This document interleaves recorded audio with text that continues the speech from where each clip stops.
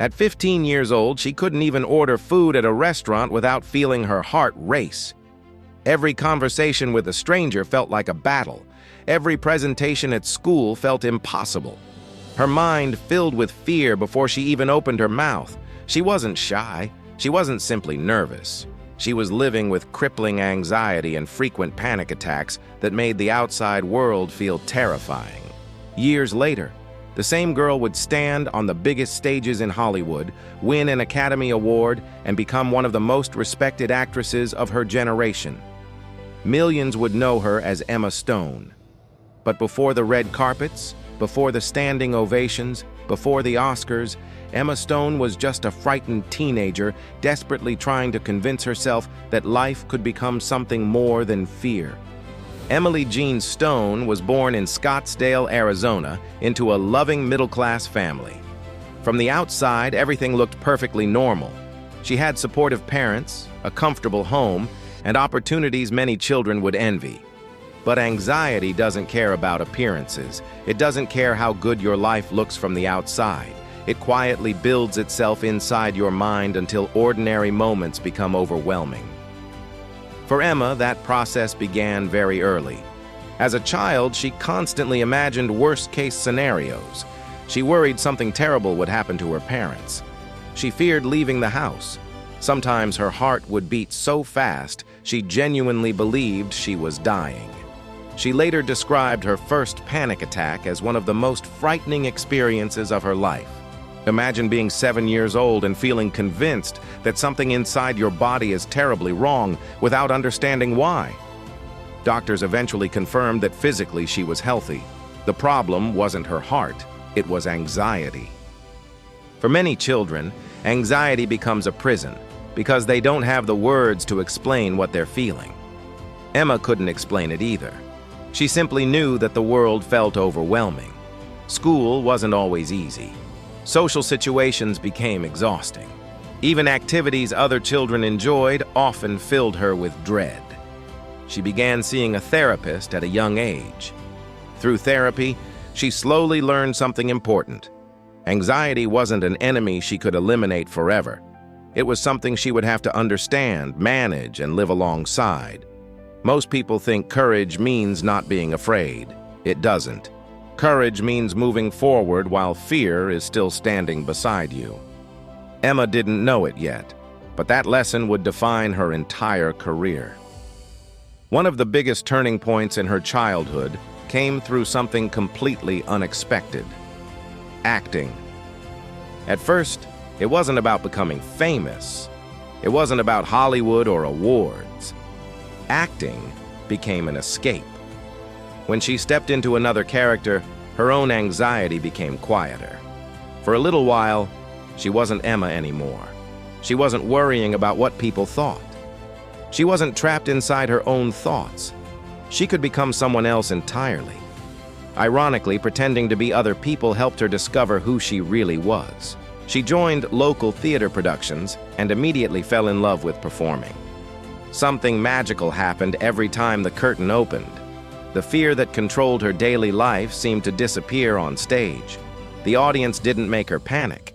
They gave her purpose. She later admitted that acting became one of the greatest forms of therapy she ever experienced. As her passion grew stronger, another dream quietly began forming: Hollywood. It sounded impossible. Thousands of young actors chased that dream every year. Very few succeeded. Emma understood that. Her parents certainly understood it. They wanted to protect her from disappointment. After all, moving to Los Angeles for an acting career wasn't a practical decision. It meant leaving behind stability for uncertainty. It meant risking years of hard work with absolutely no guarantee of success. But Emma wasn't willing to let the dream disappear. So she did something that perfectly reflected her personality.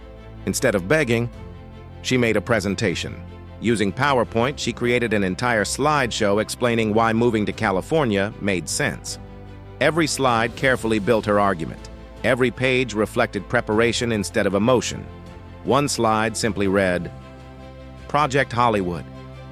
Her parents smiled. Not because they believed Hollywood would be easy, because they realized how serious their daughter truly was. Eventually, they agreed. The family made enormous sacrifices. Emma left high school. She completed her education through homeschooling. Everything changed. Los Angeles became home, the city where dreams are created and destroyed. From the moment she arrived, reality hit hard.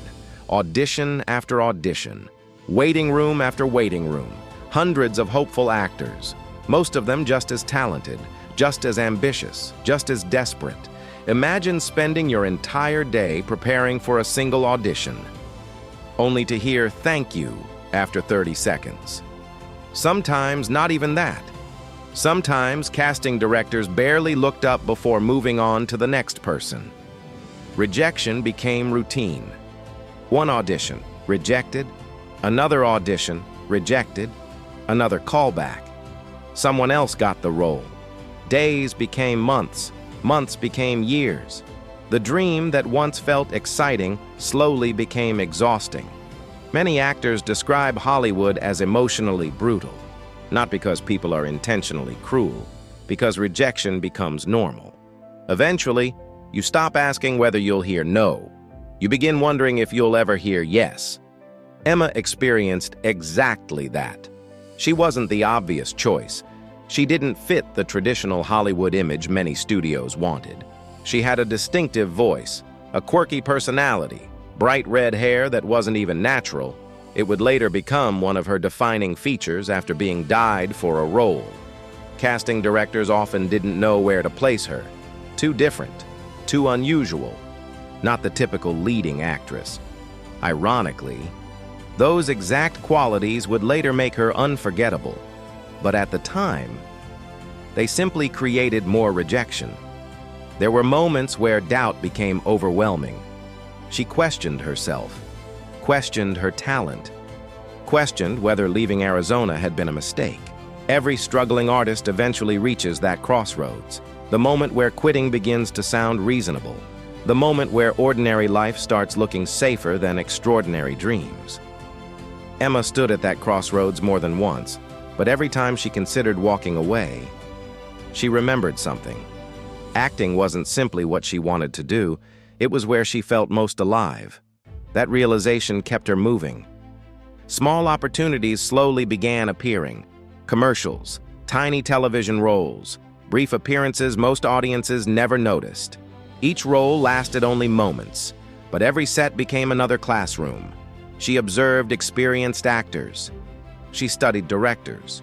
She learned how cameras moved, how scenes were built, how stories came alive. While many young actors obsessed over becoming famous, Emma quietly focused on becoming better.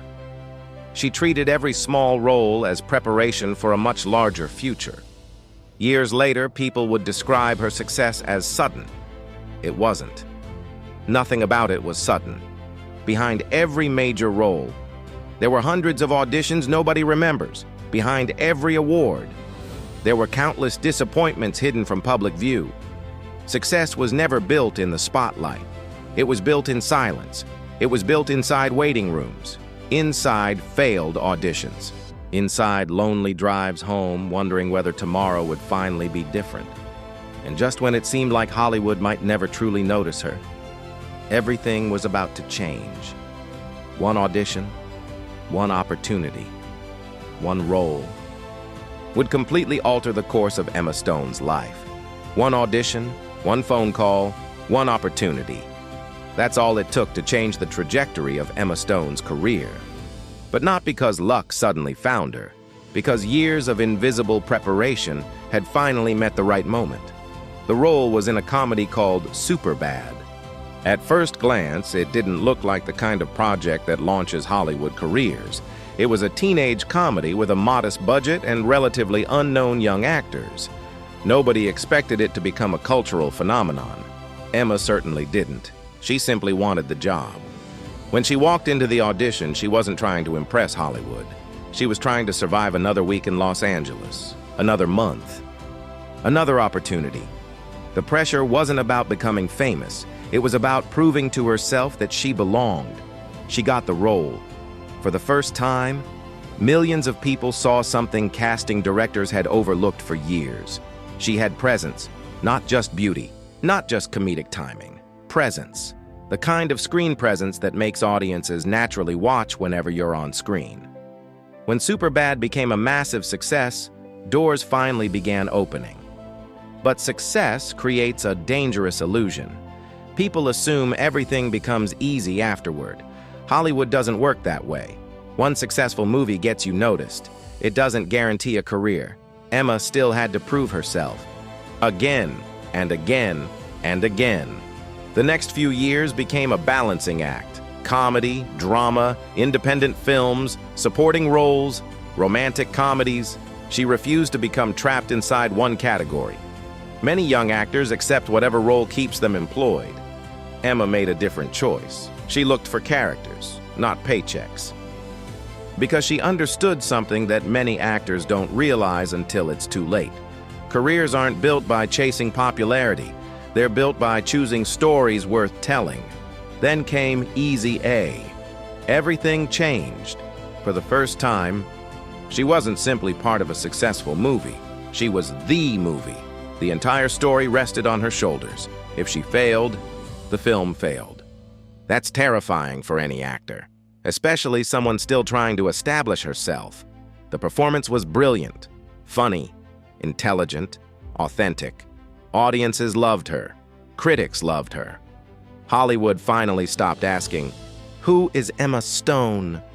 They started asking, "When can we work with her?" Recognition feels incredible, but it introduces a new kind of fear. Before success, you're afraid nobody will notice you. After success, you're afraid people will stop. Every new project carried impossible expectations. Could she repeat it? Was she just lucky? Was she really talented? Or had she simply found one good role? Those questions never completely disappear, not even for Academy Award winners. Emma has spoken openly about imposter syndrome. That quiet voice saying, "What if they eventually realize I don't belong here?" Many people imagine successful actors walking onto movie sets full of confidence. The truth is often the opposite. The higher you climb, the higher the fear of falling. Emma learned to keep working anyway. She didn't wait until self-doubt disappeared. She acted despite it. That's the difference. Confidence isn't the absence of fear. It's refusing to let fear make your decisions. As her career expanded, she deliberately sought difficult roles, not because they guaranteed awards, because they forced growth. She wanted directors who challenged her, scripts that scared her, characters who felt emotionally uncomfortable. Growth lives inside discomfort. Comfort creates repetition. Then another opportunity arrived, one that would permanently redefine her career. Birdman. Unlike traditional Hollywood productions, this film demanded something entirely different. Long, uninterrupted takes, precise timing, emotional vulnerability. Every scene felt like theater performed directly in front of a camera. Mistakes couldn't be hidden through editing. If one actor failed, everyone started over. Emma embraced the challenge. Her performance stunned audiences. She wasn't simply entertaining people anymore. She was revealing emotional depth few expected. Award nominations followed. Respect followed. Suddenly, she wasn't just considered a movie star. She was considered one of the finest actresses of her generation, yet perhaps her greatest challenge still waited ahead. La La Land. On paper, it sounded almost impossible. A modern musical. Original songs, dancing, romance, heartbreak, dreams, failure, hope. The role demanded everything. Acting, singing, dancing, emotional vulnerability. Months before filming began, Emma trained relentlessly. Dance rehearsals, vocal coaching, endless preparation. People often see the finished performance. They rarely see the thousands of invisible hours behind it. When the film premiered, something extraordinary happened. Audiences didn't just watch Emma Stone, they felt her. Her character wasn't chasing fame, she was chasing purpose. A young woman sacrificing comfort for creativity, failing, getting back up, questioning herself, continuing anyway. In many ways, the role mirrored Emma's own life. That authenticity reached people. The performance became unforgettable. Then came Oscar night. Emma Stone won the Academy Award for Best Actress. The same young woman who once struggled to speak confidently in public now stood on the biggest stage in Hollywood holding the highest honor an actor can receive. Think about that transformation. Not from unknown actress to Oscar winner, from anxious child to fearless storyteller. Those are very different journeys. One changes your career, the other changes your life. But even after achieving what countless actors dream about, Emma didn't stop growing. She continued choosing unusual projects, independent films, experimental directors, emotionally demanding characters, because success had never been her destination. Growth was. People often ask what makes Emma Stone different. Is it talent? Certainly. Is it intelligence? Without question. But perhaps her greatest strength is something much quieter. She never allowed anxiety to define her future. She accepted its existence. She learned from it. She carried it with her, and she moved forward anyway. That lesson extends far beyond acting. Every person carries something invisible: fear, self-doubt, anxiety, loss, trauma. The question isn't whether those things exist. The question is whether they become the author of your story. Emma decided they wouldn't. Looking back, it's almost impossible to imagine that the woman confidently accepting an Oscar once struggled to order food in a restaurant. That little girl still exists. She simply learned that courage isn't something you're born with. It's something you practice. Every difficult conversation, every audition, every performance. Every moment where fear whispers, "Don't do it," and you do it anyway. Before the applause, there was silence. Before the awards, there was rejection. Before Hollywood, there was a frightened girl sitting in therapy, trying to understand why her own mind felt like her biggest obstacle. Most people believe greatness begins when the world finally notices you. It doesn't. Greatness begins the moment you stop allowing fear to decide what your life will become. Emma Stone's greatest achievement isn't the Oscar, it isn't the fame, it isn't the millions of dollars. It's proving that anxiety can exist without becoming your identity, because before the glory, there was fear. Before the spotlight, there was uncertainty. Before becoming one of Hollywood's brightest stars, there was simply a young girl from Arizona who chose courage, one small decision at a time. And in the end, those small decisions changed everything. And that is what comes before the glory.